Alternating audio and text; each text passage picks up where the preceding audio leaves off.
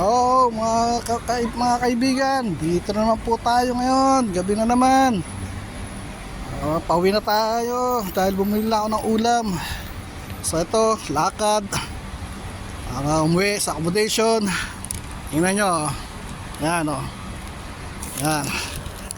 Uwi tayo. Napagod. Oh, grabe init. Ito. Yan, yung Metro Manila o. Metro Manila Supermarket. Mga restaurant. Arabic restaurant. Tayo. Mga restaurant dito.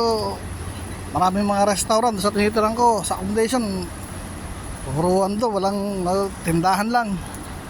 Wala mabilan doon. Kaya dumadayo ako sa Salvada para dito ako bumili ng pagkain, ng ulam. Doon mga Indian food na mabibili ron. Hindi naman ako kumakain nun. Hindi na rin nagluluto dahil medyo madumi din sa kusina namin eh. Iba-ibang iba-ibang tao yung gumagamit. Ayun ako. Ngayon, pauwi na tayo. Huwag tayo ng kalsada. Ayun ako, init. O, pamabunggo tayo, masagi.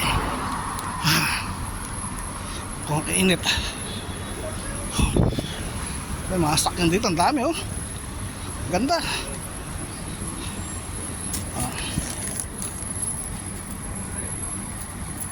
Malakas mga building dito sa Sarga eh. Dito tayo dadaan sa parking area. Parking lang tayo dumaan para shortcut tayo. Shortcut lang pag may time. Ay nako, Panginoon. Ay nako po.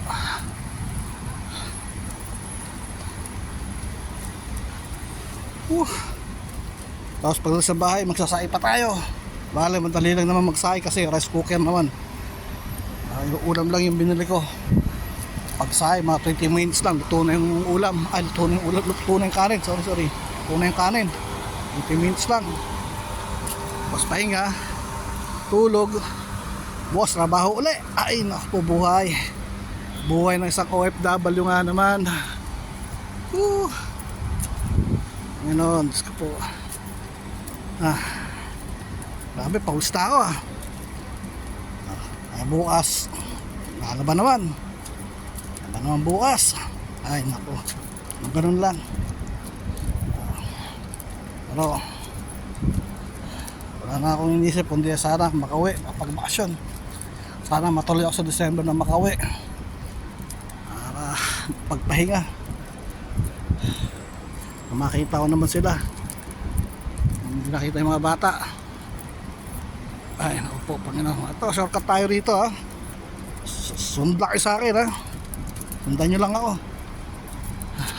Nakabayan, maglalakad. Nakabayan. Ito lang tayo. Giblink ko.